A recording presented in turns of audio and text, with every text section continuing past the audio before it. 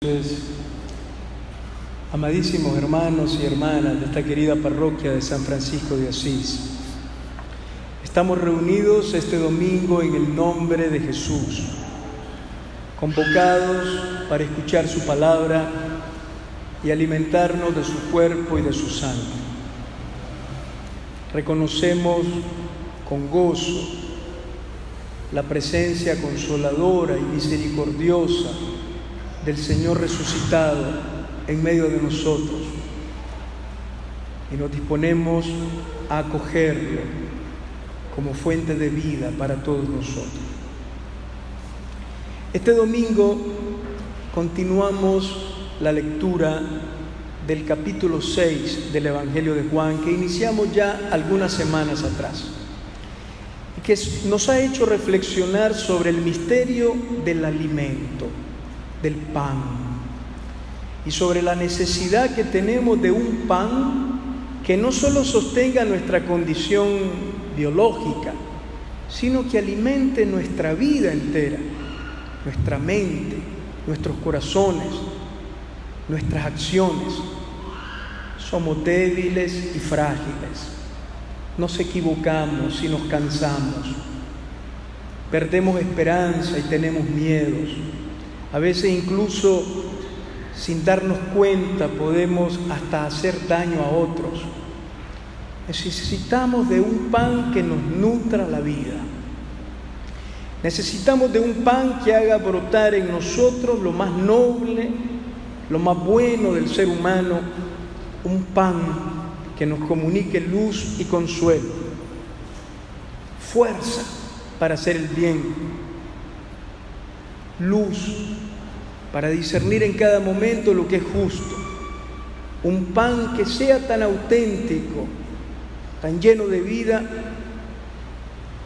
que nos haga prolongar la vida incluso después de la muerte. Tenemos necesidad de un pan que nos dé vida y vida eterna. La primera lectura de hoy, tomada del capítulo 9 del libro de los Proverbios, nos presenta en un célebre texto bíblico a la sabiduría personificada. Es una personificación literaria. Aparece una amable y respetuosa señora, una eminente matrona, que le podríamos llamar Doña Jocmá. Jocmá es sabiduría en la Biblia. Doña Sabiduría. Esta señora aparece invitando a un suculento banquete.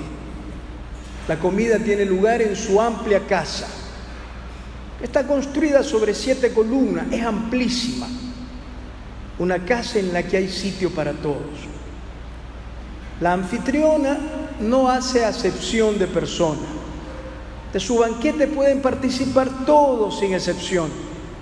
Por eso envía a sus criados a proclamar la invitación, dice el texto, a los lugares más elevados de la ciudad, para que todos escuchen y nadie se sienta excluido. Pero están invitados a este banquete de Doña Sabiduría,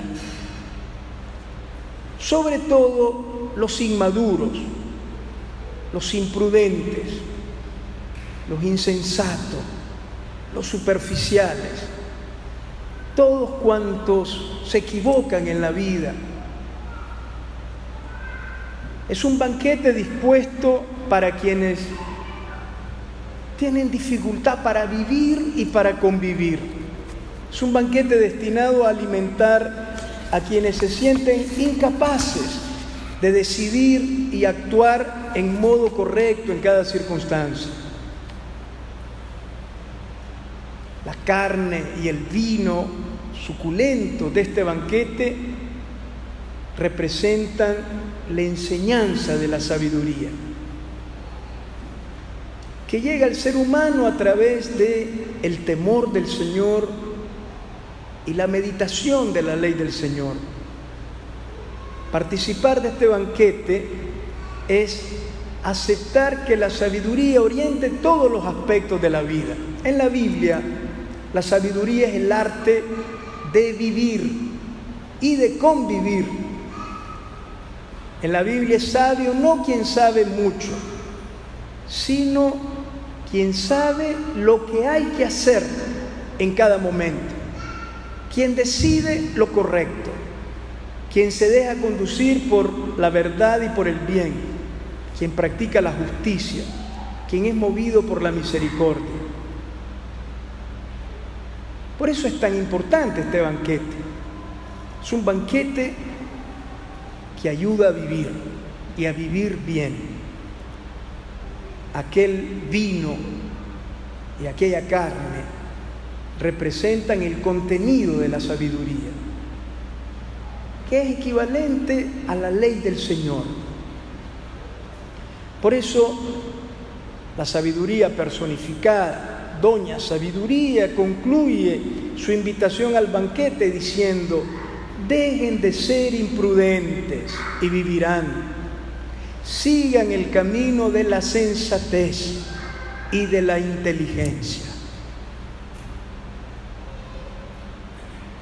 Es fácil constatar la escandalosa devaluación de sabiduría, la escandalosa escasez de sabiduría que hay en el mundo de hoy, tanto en la vida personal como en la vida social.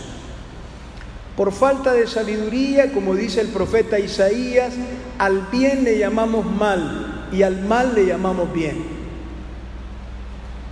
Quien tiene sabiduría, en cambio, sabe que lo ideal no es siempre lo más cómodo.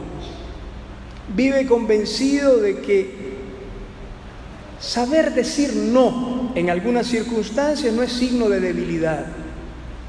El hombre sabio entiende que no es lo mismo darse una buena vida que tener una vida buena. Por falta de sabiduría nos engañamos pensando que podremos cosechar mañana lo que no hemos sembrado hoy. Es insensato el que piensa esto. Si hoy no hacemos el bien, no lo tendremos mañana. Si hoy no somos íntegros, transparentes, honestos, si no decimos la verdad, si no somos bondadosos y respetuosos con los demás, no podremos tener nada de esto en el futuro. El hombre sabio es consciente de esto. Sabe que si quiere obtener algo en el futuro, lo tiene que sembrar en el presente. Nos falta sabiduría en la vida. Cuánta necesidad de sabiduría hay también en la vida social. Según la Biblia, todos tenemos necesidad de sabiduría. El banquete está destinado a todos. Pero sobre todo tienen necesidad de sabiduría quienes poseen la responsabilidad de velar por la paz y el bienestar de todos en la sociedad.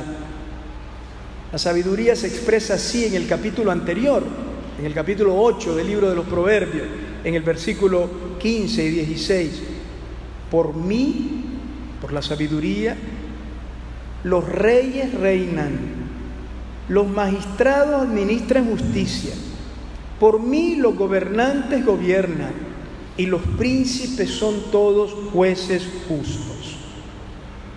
La sabiduría no solo está a la raíz de la vida personal, sino que está a la base de las relaciones sociales. Y esto lo entendemos bastante bien. En los últimos meses en Nicaragua hemos visto lo que ocurre cuando las autoridades carecen de sabiduría y hemos pagado un precio demasiado alto por ello. Porque cuando falta sabiduría en el ejercicio del poder, se atenta contra los derechos y la vida de los demás. Se impone la lógica del terror, de la represión y de la muerte. Por falta de sabiduría, los poderosos se escudan en discursos cínicos y mentirosos y se vuelven incapaces de escuchar y dialogar. Cuando falta sabiduría, quienes tienen el poder tergiversan la realidad e intentan a toda costa imponerse, agrediendo verbalmente, intimidando, encarcelando injustamente y hasta torturando. Cuando la autoridad se ejerce de este modo, es una autoridad carente de sabiduría. Y una autoridad ejercida sin sabiduría es dañina, es inaceptable, no tiene futuro.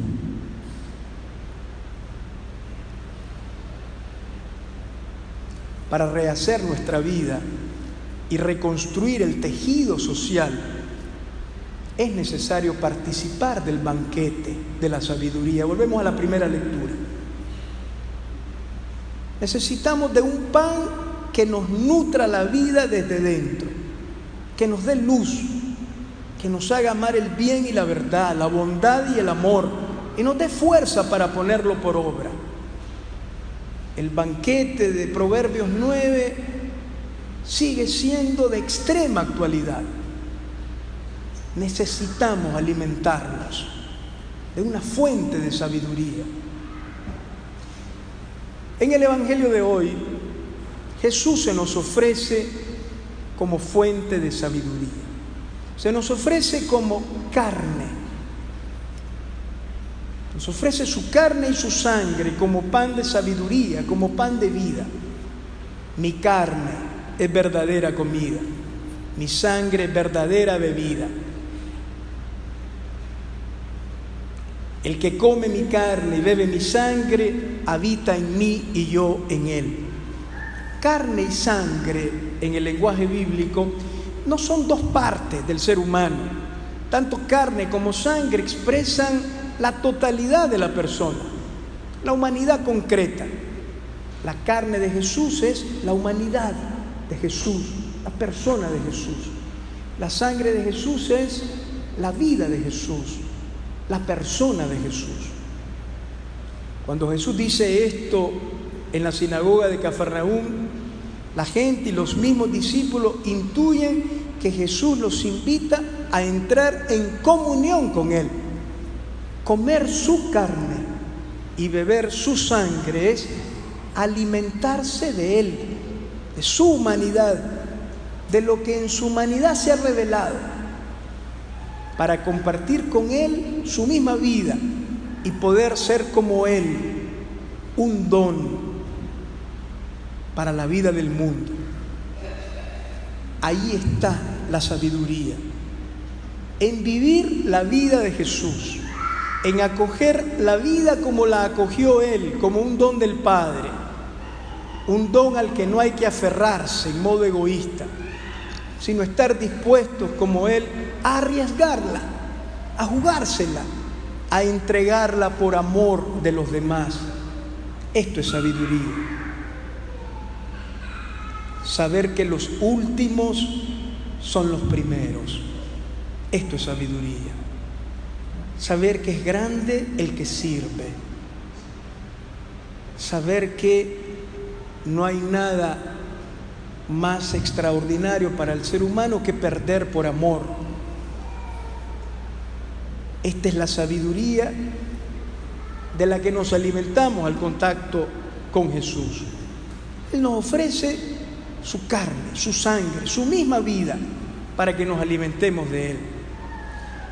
Por eso el banquete de la sabiduría por excelencia es la Eucaristía, en donde el pan y el vino, sacramentos del cuerpo y la sangre del Señor, nos van modelando misteriosamente, nos van plasmando para que no vivamos solo para nosotros mismos, sino para el Señor y para nuestros hermanos y hermanas.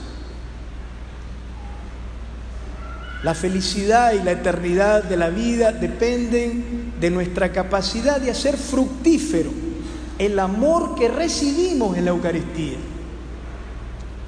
Pero comer a Cristo en la Eucaristía es mucho más que comulgar en el rito sacramental, recibiendo el pan consagrado. Comulgar con Cristo exige, en primer lugar, sentir hambre de vida, tener una gran apertura de corazón para dejarnos verdaderamente alimentar por Él, Todo esto exige un acto de especial intensidad, de apertura amorosa, de acogida sin límites, pero nutriéndonos de este alimento, podemos entrar en plena sintonía con Cristo, con sus sentimientos, con sus comportamientos y opciones. Se enciende en nosotros el instinto espiritual de vivir como Él. Se despierta nuestra conciencia de ser sus discípulos y discípulas, que queremos hacer de Él el centro de nuestra vida y seguirle fielmente cada día.